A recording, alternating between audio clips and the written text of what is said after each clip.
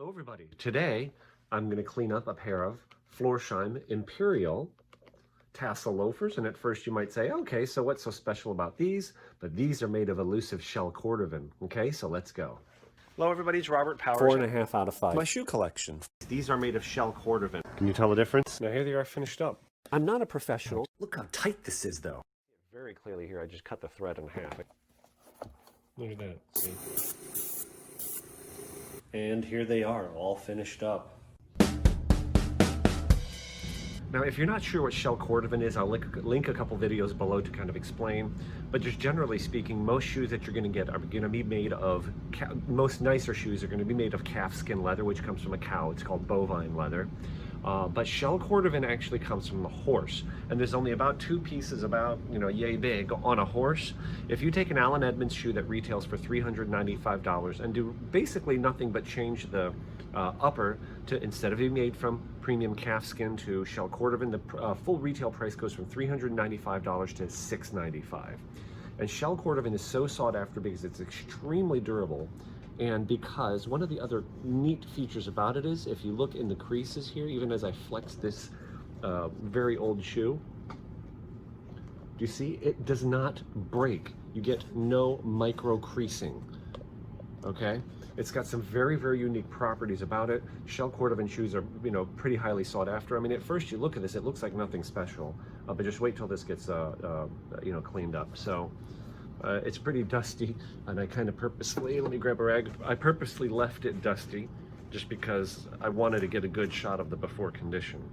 But look at these things. So look at that beautiful Florhseim logo. Do you see that? Right? Isn't that gorgeous? And you can see here also, notice that interesting, the green stitching, Florhseim Imperial logo inside there. And we can also see on the sole, right there, we can see Florhseim Imperial. And also we see the logo on the heel, very lightly worn, right? Look at that. You can still see the, you can still see the color on the bottom of the sole there. A little bit of wear on the tip of the toes, but not even worn into the stitching. These are model number 33850, which are, interestingly enough, not listed on David's website, vcleat.com. V as in Victor, vcleat.com is like the, David I would consider, Preston Soto, I just heard him say this in a video I watched today from the Elegant Oxford. He said he considers David a historian on Florhseim and vintage US shoes, and I would really agree with that, especially the Florsheims. But this model number does not appear, but it does appear on shellcordovanmodels.com. And just once you know what Shell Cordovan looks like, it's very easy to spot. So first, let's try to date these shoes. The first clue I'm going to go by is the date code. The date code JE. So JE, the E is the year code, and letter A would be year 0. So we have A, B, C, D, E. I know that this shoe was made in a year ending in the number 4. Now that could be 1964, 74, 84, 94, 04. That doesn't tell us enough. According to vcleat.com, they switched from this logo to what he calls a theater logo, which is like a straight logo without the, without all the decorative on it, and it just says Florhseim in it in 1992. The rubber heel also was something that they did later. With the earlier ones, I think all had what they call the V-cleat, where it was a leather heel with a, like, I forget how many, but like 57 nails in it and a little triangle, a piece of metal in it.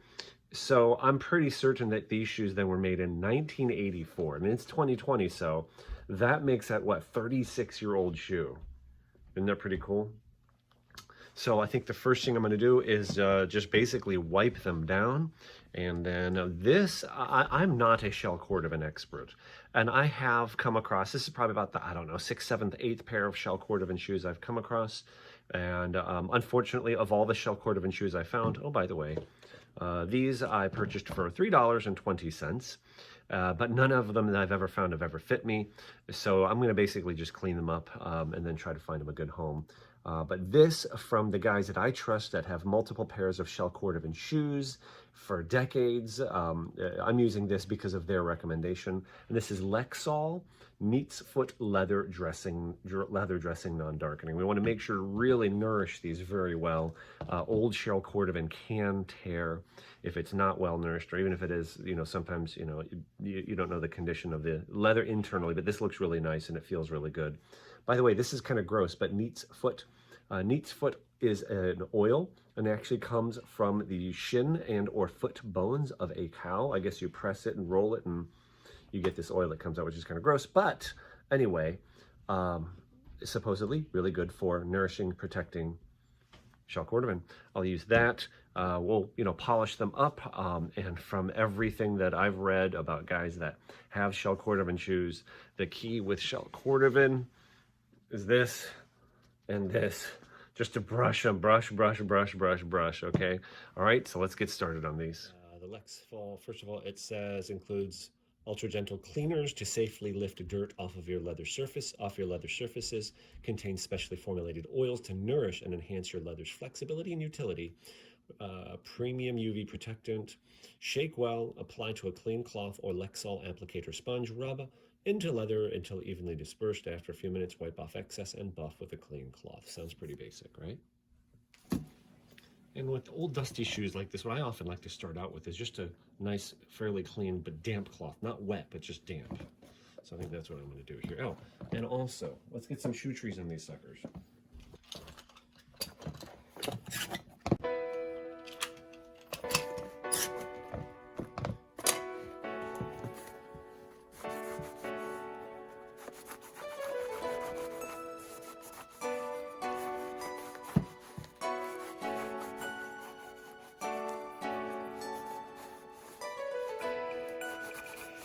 So first of all, as I clean these shoes off, again, Shell Cordovan. Shell Cordovan is a very sought-after material. It's elusive in the world of shoe collecting, I guess you could say.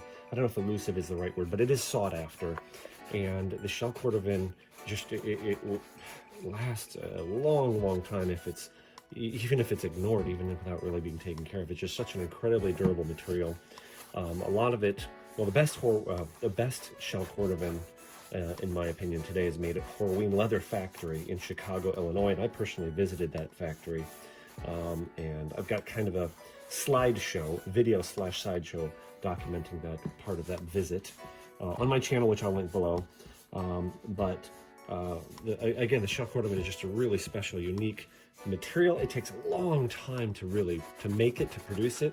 It takes at least 6 months to actually be able to tan it, to produce it. It's a membrane on the rear quarters of a horse, like, by its rump, and it's just under the skin, like where you see leather. Full grain aniline calf skin leather is the outer surface of the animal, and you'll see pores, like here with Shell Cordovan. See, it has no pores because it's actually not the outer layer of the skin, it's the membrane underneath the skin. So I think that's a good starting point. I've trying to get all the junk off of the shoes. And I think, so this says, since this says cleaner, right, specially formulated, a gentle cleaner, so let's start with this. I think I'm going to go right to this.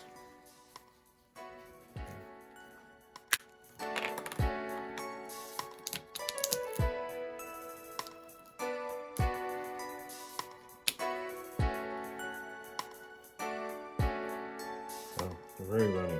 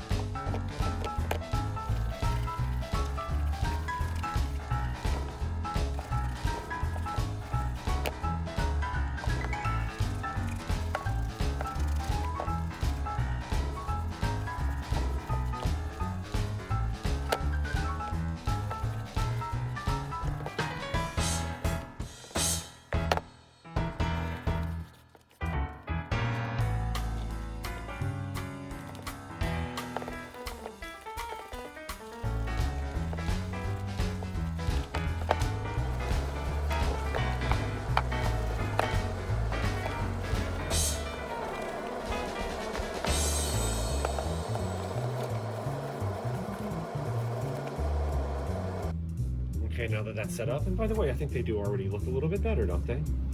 The gunky look from the surface, the leather is gone. It is a little bit shinier, has a little bit richer color, but you can still see it needs some work. So, but everything that I read, everybody says just brush, brush, brush, brush, brush. So here we go.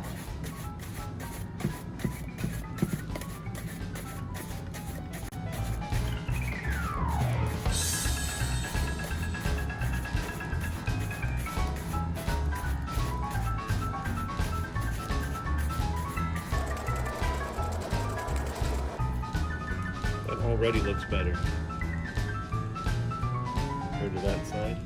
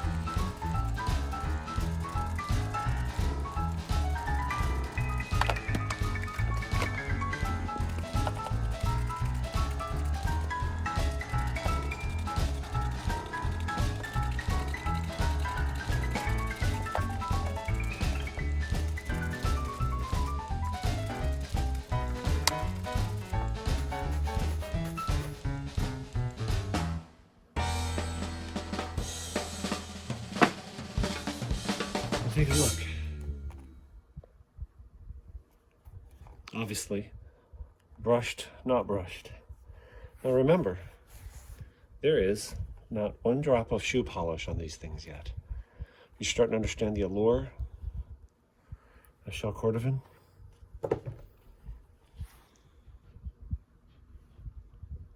Look at that. That looks pretty amazing, doesn't it?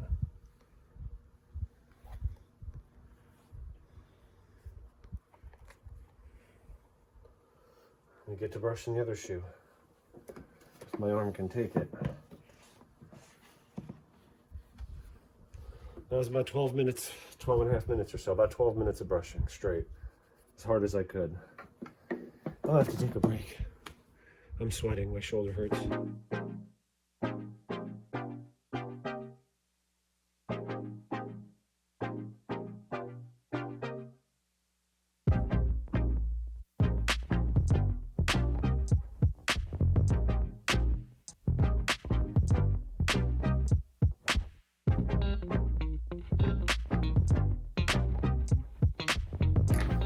Broke a tassel. That sucks. I have to fix that. Who knows?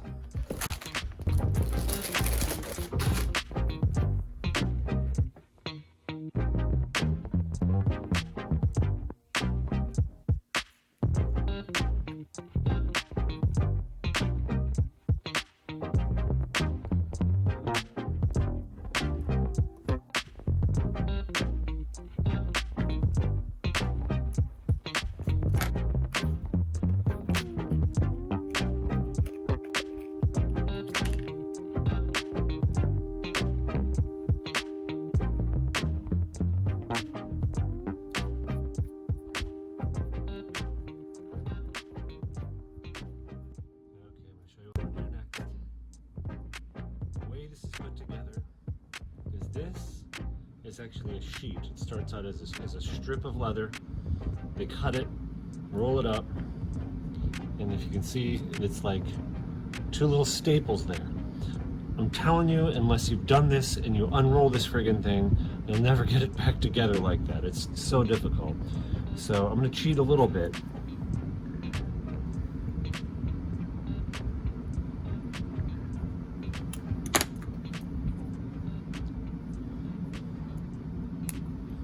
Telling you, unless you've done this, tried to unroll one of those things, it's so darn difficult.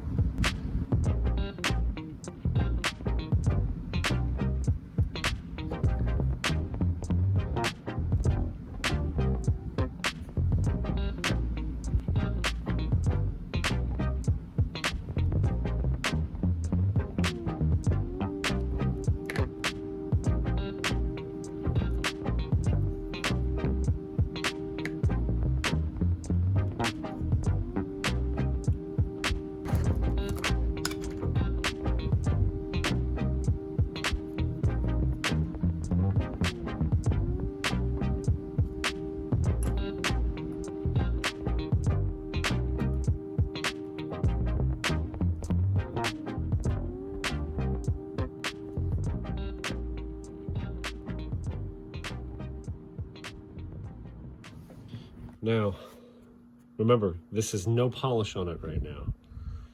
What I'm going to do next is a little bit of a mirror shine just on the toe area. Now let me show you this one. This one took probably 2 minutes, and it's the first time I've done it, so I did it off camera. And I'm going to show you the exact procedure that Andy Vaughn, owner of Pure Polish, recommended to me. And I'm going to link the video through which he showed how to do it. But this is the Pure Polish High Shine Paste Wax. I did a whole 2-part Leather Talk interview series with Andy Vaughn. Love this stuff, love this stuff. But anyway, I'm a new convert to it, but let me show you how he showed how to do this. So again, this has no polish on the shoe. Okay, all I've done is a Lexol and brushed it. So he says just a few swipes. Now this stuff, to kind of, you have to let your body heat a little bit. So just a few swipes. You can see a little bit of dye on my finger. That's from the, that's fixing that strap.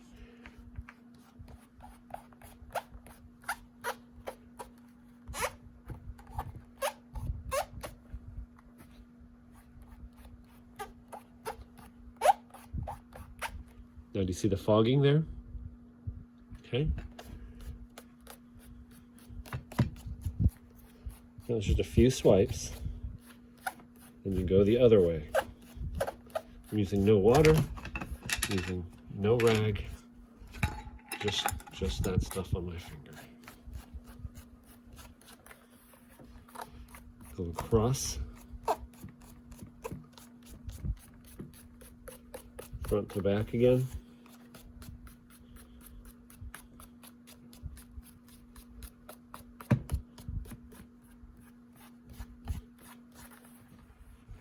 Do it one more time. Your body heat will help melt that, what is it, the coconut oil in it.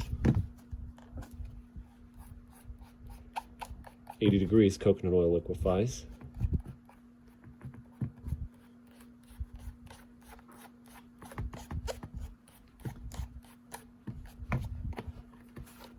Go across.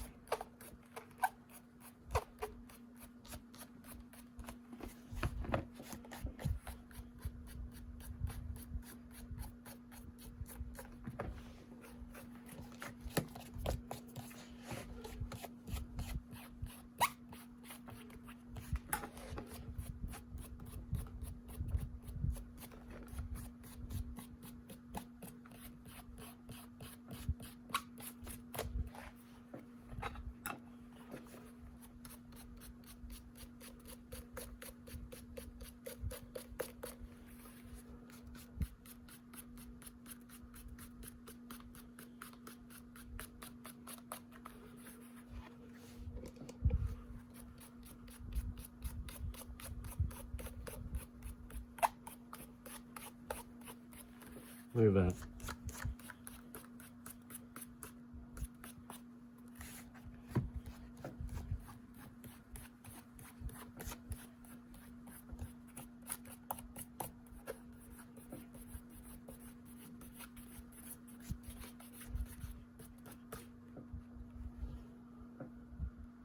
How long did that take? Just a couple minutes?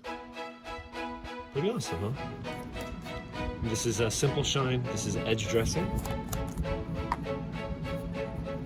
It's got a little check valve in the tip, so you just basically push it to get the product into the sponge.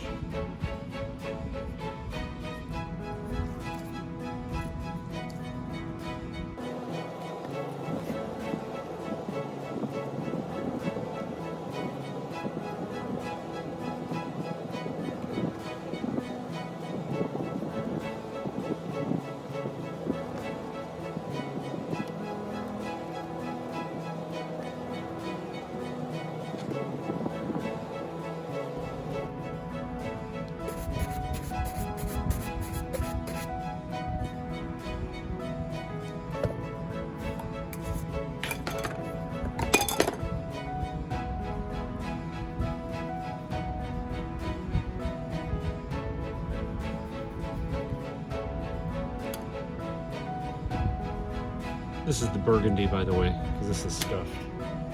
Try to get some of the color back in.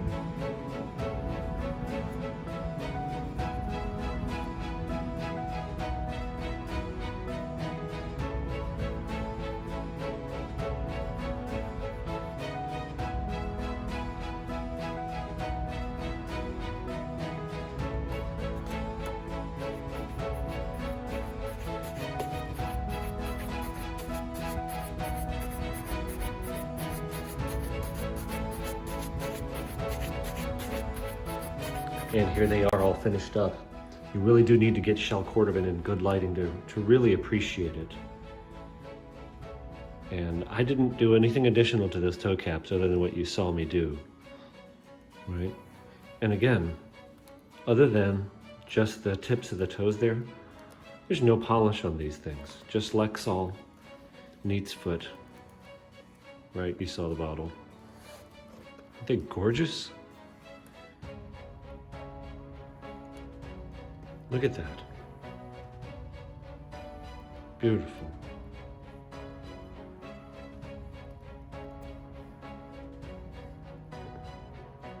That's the natural beauty. Even back here, I did not put any polish on that. That's the natural beauty of Shell Cordovan. Brush it, brush it, brush it. Brush it until you feel like your shoulders are about to fall off. Right. It's the heyday of the Florsheim Shoe Company. It's a beautiful logo. It's nice when they're not worn off. By the way, you see it's got lining. Goes down to there. And look at the stitch density, by the way. I didn't point this out before. But that stitch density is much higher than the, stitch density is much higher than, even current Allen Edmonds shoes.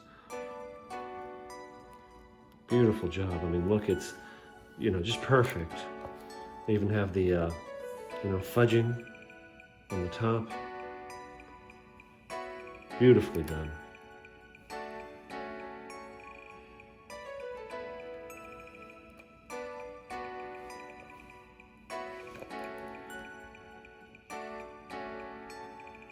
Okay.